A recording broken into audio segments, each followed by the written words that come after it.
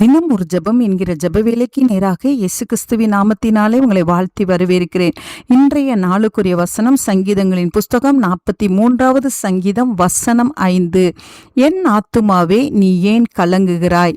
ஏன் எனக்குள் தியங்குகிறாய்? தேவனை நோக்கி காத்திரு, என் முகத்துக்கு இரட்சிப்பும் என் தேவனுமாய் இருக்கிறவரை நான் இன்னும் துதிப்பேன். நாம் யாவரும் கண்களை மூடி தேவனை நோக்கி ஜெபிப்போம்.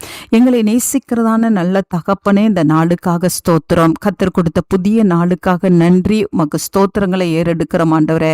ஆமாண்டவரே, தாவீது கடந்து வந்த பாதையில எத்தனை போராட்டங்கள் மனிதர்கள் மூலமாய், எதிரிகள் மூலமாய், சொந்த குடும்பத்தின் மூலமாய் ஏற்பட்ட பல போராட்டங்களின் நிமித்தமாய் ஆண்டவரே, அப்ப ஆத்துமா சோர்ந்து போய் இருக்கும் பொழுது, கலங்கி போய் இருக்கும் பொழுது ஆண்டவரே, உம்மை நோக்கி ஜெபித்து விசுவாசத்தோடு ஜெபிக்கும்படியான கிருபையை கர்த்தர் கொடுத்தீங்க. அதே போல ஆண்டவரே, இன்றைக்கு ஆண்டவரே என்னோடு கூட சேர்ந்து ஜெபிக்கிற பிள்ளைகள் ஆண்டவரே, தடைப்பட்ட திருமண காரியத்துக்காக ஆண்டவரே, கற்பத்தின் கனிக்காக, வேலைக்காக, கடன் பிரச்சனை மாற வேண்டும் என்று சொல்லி ஆண்டவரே, தொழிலில் ஒரு ஆசீர்வாதத்தை பார்க்க வேண்டும் என்று சொல்லி ஆண்டவரே, வருமானத்திலே ஆண்டவரே உயர்வை பார்க்க வேண்டும் என்று சொல்லி ஆண்டவரே, உடைய பிள்ளைகள் இன்றைக்கு எந்த காரியத்துக்காக தேவ சமூகத்தை நோக்கி ஜெபிக்கிறாங்களோ, எந்த காரியத்துக்காக பாரப்படுகிறார்களோ, எந்த காரியம் உடைய பிள்ளைகளுக்கு கவலை கொள்ள வைக்கிறதோ, அந்த காரியத்திலே விசுவாசமான வார்த்தையை பேச கர்த்தர் உதவி செய்யுங்க.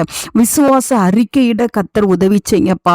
அப்பொழுது உங்களுடைய பிள்ளைகள் ஜெயத்தை பெற்றுக் கொள்றதுக்கு நீங்க உதவி செய்வீங்க. அதற்காக ஸ்தோத்திரம். தேவனை நோக்கி காத்திருக்கட்டும் ஆண்டவரே. அப்பா உமக்கு ஸ்தோத்திரம். என் முகத்துக்கு ரட்சிப்பு என் தேவ சமூகத்துல இருக்கிறது என்று சொல்லி ஆண்டவரே, தேவ சமூகத்துல தாவீதை போல அறிக்கையிட கர்த்தர் உதவி செய்யுங்க. அப்பொழுது உங்களுடைய பிள்ளைகளுடைய சூழ்நிலைகளை கர்த்தர் மாற்றி உங்களுடைய பிள்ளைகள் வேண்டிக் கொள்ளுகிற காரியங்களில நீங்க அற்புதத்தை சடுதியாய் செய்வீங்கப்பா. அதற்காய் ஸ்தோத்திரம். குடும்பத்திலே ரட்சிப்பை கட்டளையிடுவீங்க, சுகத்தை கட்டளையிடுவீங்க. நன்றி அப்பா. இயேசுவின் மூலம் ஜெபிக்கிறேன் நல்ல பிதாவே. ஆமேன், ஆமேன்.